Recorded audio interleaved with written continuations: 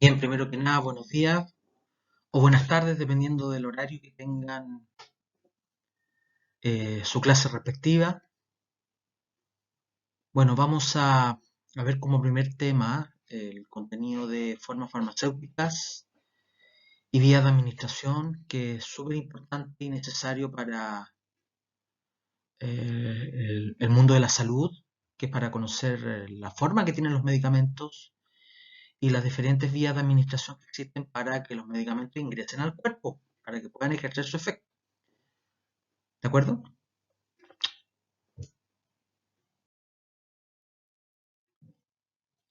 En primer lugar, vamos a estudiar las formas farmacéuticas.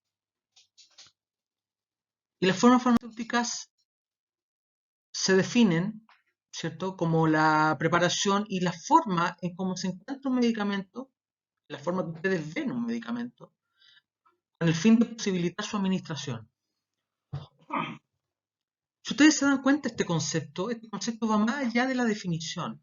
O sea, lo que ustedes se pueden dar cuenta es que yo, para poder saber cuál es la vía de administración más correcta, primero tengo que conocer la forma. Me explico. Ustedes saben lo que es un jarabe, siempre van a saber que el jarabe sirve para la vía oral. El jarabe no es para una vía sublingual, no es para ponérsela en la piel. El jarabe es una sustancia líquida que sirve para administrárselo por vía oral, ¿no es cierto? Un supositorio no se consume por la boca. El supositorio está hecho para ser administrado por vía rectal, porque está hecho para eso, ¿no es cierto?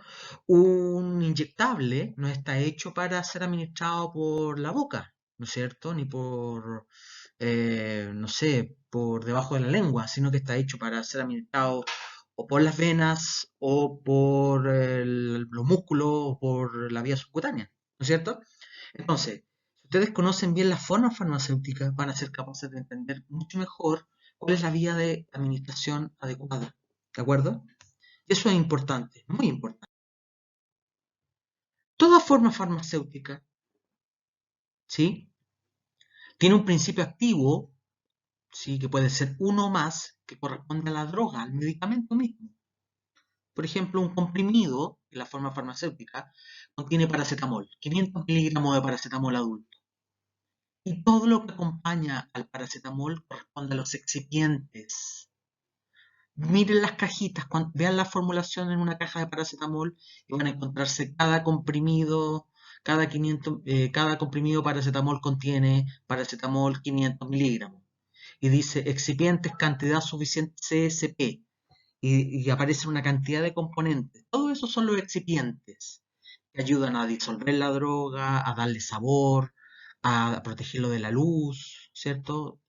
Le da la forma. Por ejemplo, los fármacos que se usan en los hospitales muchas veces se ponen en glucosa, en suero, y ese suero se llama vehículo, porque le da el transporte para que la droga se pueda mover. ¿De acuerdo? Entonces, toda forma farmacéutica está formada por el principio activo, que es la droga, que es el medicamento, el fármaco y los excipientes. ¿De acuerdo? Lo importante es que los excipientes no pueden interactuar con el principio activo.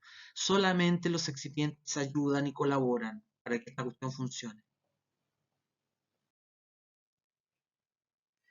Las formas farmacéuticas, ustedes se van a ir dando cuenta a medida que vayan viendo las diapositivas. Esto es un contenido fuertemente teórico, así que tienen que estudiarlo. ¿Mm? Se clasifican de acuerdo a los estados de la materia, es decir, si están en forma sólida, líquida, semisólida, que es una mezcla entre sólida y líquida, y gaseosa. Así que vayan imaginándose las diferentes formas que podemos tener, ¿ya? Probablemente hay varias que ustedes van a conocer y probablemente hay otras que no van a conocer. Así que vayan averiguando, vayan buscando información, métanse a Google, pregunten en su casa. Hay formas farmacéuticas muy antiguas. Hay formas farmacéuticas, por ejemplo, que se llaman cataplasma, elixir, lociones, ¿sí? Pregúntenle a sus familiares, busquen en sus botiquines, ¿sí? En las casas de la abuelita de repente siempre quedan en los abuelitos, siempre hay medicamentos antiguos, ¿de acuerdo? Siempre van a haber medicamentos antiguos, busquen, ¿sí? Ahí tenemos, por ejemplo, una tabla para que ustedes después vayan leyendo con más detalle las diferentes clasificaciones, donde tenemos las formas sólidas, a formas semisólidas. Fíjense, si miran las formas semisólidas, tenemos las jaleas, los emplastos, son nombres súper raros. Las formas líquidas y las formas gaseosas. ¿Ya? Recuerden, si hay alguno que no conocen o nunca lo han visto, busquen la información. ¿Sí? Uno de los objetivos de las plataformas online actualmente va a ser de que si ustedes no conocen un tema, ¿sí? Lo van a tener que buscar. Recuerden que actualmente las clases van a ser cortas, ya no van a ser clases largas, por lo tanto cualquier tema que ustedes no conozcan lo van a tener que buscar. ¿Les parece? Ese es uno de los objetivos de la plataforma online. Ustedes van a tener que buscar la información si no la conocen. Ahí también tenemos otros nombres, ¿ya? Los comprimidos, que son los clásicos, que son por vía oral. Las pastillas, chiquillos, se hacen por un método en caliente. Son comprimidos en caliente, se comprimen en caliente. Las tabletas también son comprimidos, pero se hacen en frío, en temperatura más helada. Es como que si yo estuviera cocinando a baja temperatura. Y los comprimidos, propiamente tal, se hacen a temperatura ambiente. Son clasificaciones engorrosas, pero son importantes. Las grajeas son, por ejemplo, los anticonceptivos. Tienen forma de lenteja y generalmente vienen con un recubrimiento de azúcar. ¿Sí? Vienen con un recubrimiento de azúcar porque generalmente son sustancias que tienen muy mal sabor. Los supositorios, los óvulos, los polvos, las cápsulas duras, las cápsulas blandas, los extractos que pueden ser pantas, ¿de acuerdo? Y otras sustancias. Algunas situaciones, ¿sí? En la cual a veces ocurre que la liberación de los medicamentos no es necesaria, no es buena. A veces ocurre que los medicamentos se liberan en forma muy rápida. Y eso a veces no es bueno, ¿ya? Lo que yo necesito a veces es que el fármaco se libere en forma lenta o que se demore en liberar, ¿ya? Y aquí hay un tema importante. Esta diapositiva lo que muestra es que existen diferentes clasificaciones de fármacos. No se vayan mucho en detalle porque no me interesa. Sí quiero que se den cuenta que existen fármacos de liberación controlada, que están los de liberación prolongada y liberación continua. Y esto es importante porque las formulaciones se llaman formulaciones XR o ER. Por ejemplo, está la metformina. Busquen la metformina. La metformina y es un medicamento que se ocupa para la diabetes. Es un medicamento que se libera en forma muy lenta para que el paciente no tenga problemas gastrointestinales.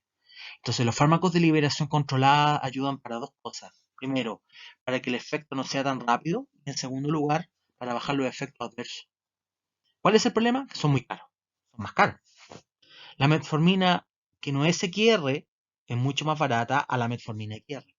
Ya eso es un problema. ¿Mm?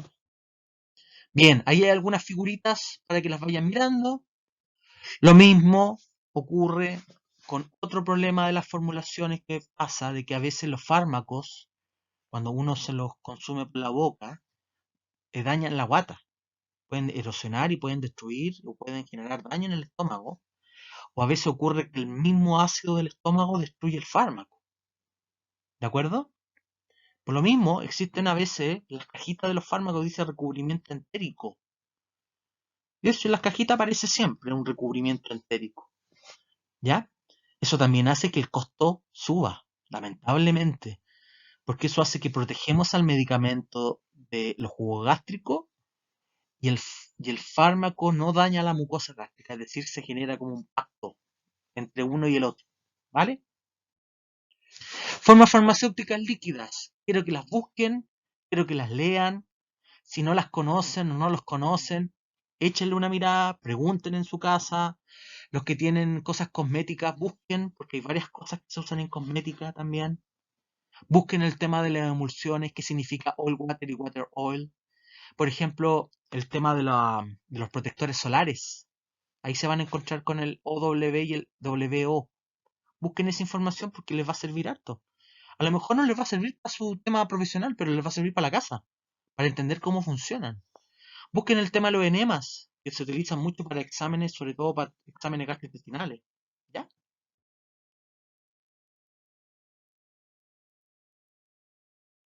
Formas farmacéuticas semisólidas.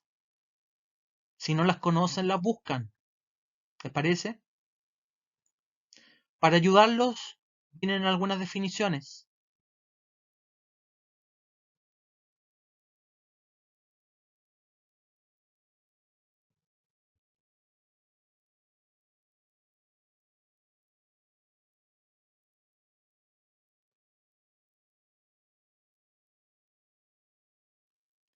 Finalmente, ustedes podrán observar las formas farmacéuticas gaseosas, donde tenemos los gases inhalables. Por ejemplo, si ustedes, los que se dediquen a la parte de la cirugía, se van a dar cuenta que existen anestésicos generales, donde el medicamento, la forma farmacéutica, viene en forma de gas.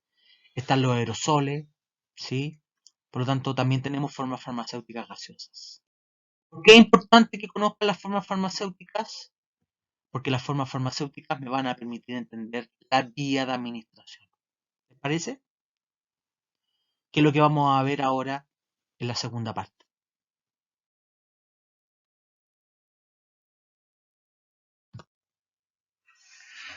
Ahí está la definición. Es en el lugar por donde el medicamento va a ingresar. ¿De acuerdo? No es lo mismo entrar por la piel, no es lo mismo entrar por debajo de la lengua, no es lo mismo entrar por el estómago, no es lo mismo entrar por el intestino, no es lo mismo entrar por la vena, no es lo mismo entrar por el músculo. Que pareciese que los capilares y los fármacos y las venas y las arterias influyen en este proceso. ¿De acuerdo? Por lo tanto, se va a ver influida la farmacocinética, que es uno de los conceptos que vamos a estudiar en la próxima clase. Para que el medicamento ejerza su acción, el fármaco se tiene que mover por el cuerpo. Y ese movimiento del cuerpo influye en la vía de administración. Por lo tanto, la vía de administración va a influir en la farmacocinética. Y la farmacocinética va a influir en el efecto del medicamento. Entonces, para entender cómo la droga ejerce su efecto y podamos entender cómo los fármacos ejercen su efecto, tenemos que entender las vías de administración. ¿De acuerdo? Importantísimo para el área de la salud. Todos los que trabajen con medicamentos directo e indirectamente deben conocer esto. Los 10 correctos. Algunos le llaman los 7 correctos, los 5 correctos, los 2,5 correctos. Llámenles como quieran. ¿Sí? Apréndanselo. Porque es muy probable que se los pregunte. ¿Sí? Si ustedes manejan los 10 correctos, tienen menos posibilidades de equivocarse en clínica. ¿Me parece? Y me lo van a agradecer porque más adelante se los van a preguntar. Las vías de administración tienen clasificaciones. Y como son clasificaciones teóricas. ¿Sí? Y como son clasificaciones, hay que aprendérselas. Así que no hay mucho que aprender. ¿Ya? Vías enterales, vías parenterales. ¿Qué significa vías enterales? El fármaco ingresa a través de vías naturales. A través de la boca, debajo de la lengua, con la piel. ¿De acuerdo? Por ejemplo, si un medicamento tiene que ingresar por la vagina, tiene que entrar por el recto, ¿cierto? Son medicamentos que ingresan por una ruta natural. Mientras que las vías parenterales requieren de un artefacto, requieren algo para entrar. Por ejemplo, un catéter, una jeringa, una máquina. ¿De acuerdo? Entonces vayan imaginándose qué vía de administración sería una o la otra. Ahí están las vías enterales, para que las tengan. Si ustedes quieren hacer una figurita, una clasificación con flechita, ustedes vean la forma en que más se acomoden. Yo se las muestro ahí para que la tengan. ¿Ya? En los libros de farmacología hay muchas clasificaciones, pero para la prueba vamos a ocupar esta. ¿Les parece? Igual estudien de otros libros porque pueden tener otras visiones, otros puntos de vista, pero para el momento de la evaluación vamos a ocupar esta clasificación. ¿Vale?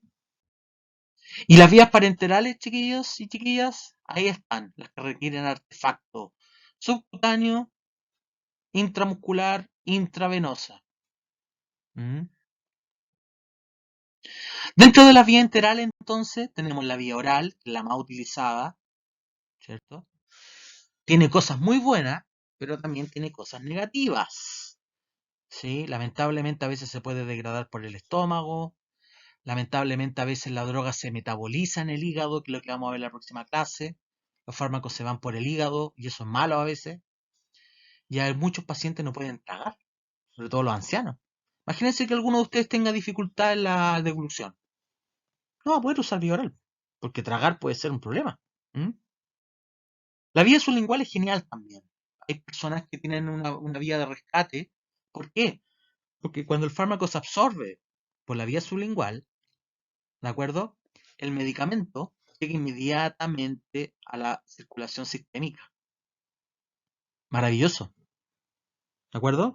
Por lo tanto, el fármaco puede ejercer un efecto. Por ejemplo, si una persona tiene ansiedad y hay un ansiolítico sublingual, el medicamento puede hacer un efecto a los minutos. El paciente tiene una crisis hipertensiva y hay fármacos sublinguales, el medicamento puede producir un efecto antihipertensivo inmediato. ¿De acuerdo? Así que ténganlo en cuenta. La vía sublingual se ocupa mucho para SOS, para hacer rescate. Tiene cosas buenas y tiene cosas malas, como siempre. No todos los medicamentos sirven. Las formas farmacéuticas líquidas no funcionan. Tienen que ser sólidas. ¿Sí?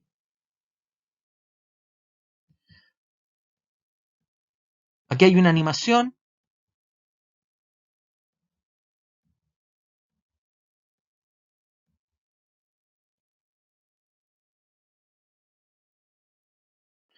Vía rectal. Estudien la vía rectal porque la vía rectal es maravillosa, aunque no lo crean.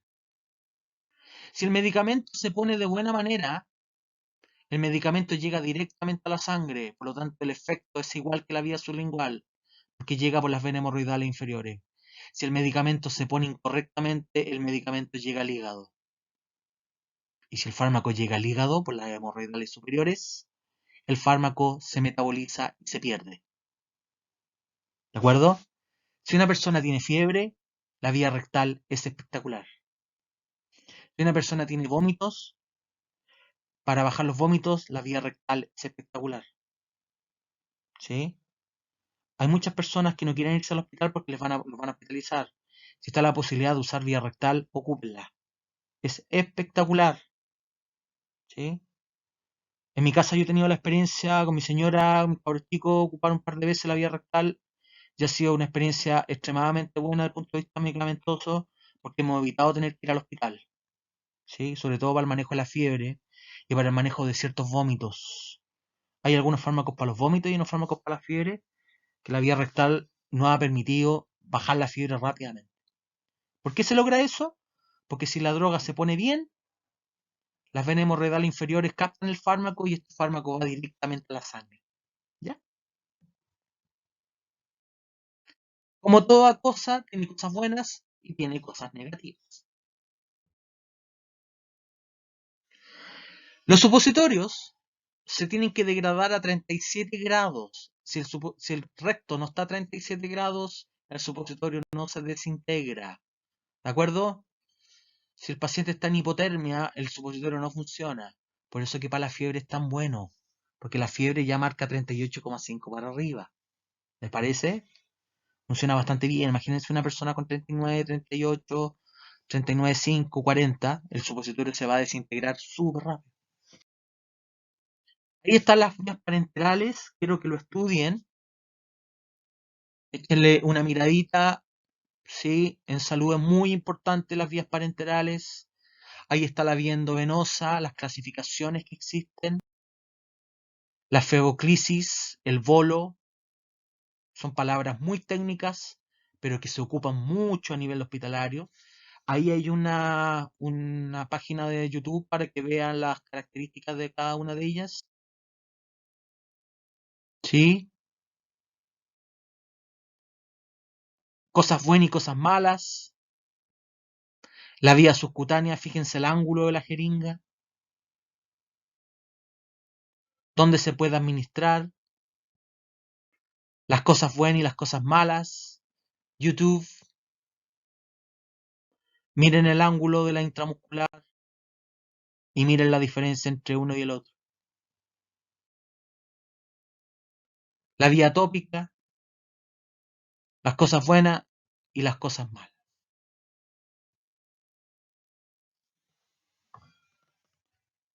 La tarea de integración se las mostraré en otro PowerPoint para detallarles exactamente lo que tienen que hacer. Estamos en contacto, cariños, y cuídense del coronavirus que ha ido un poco en aumento este día. Que estén bien. Adiós.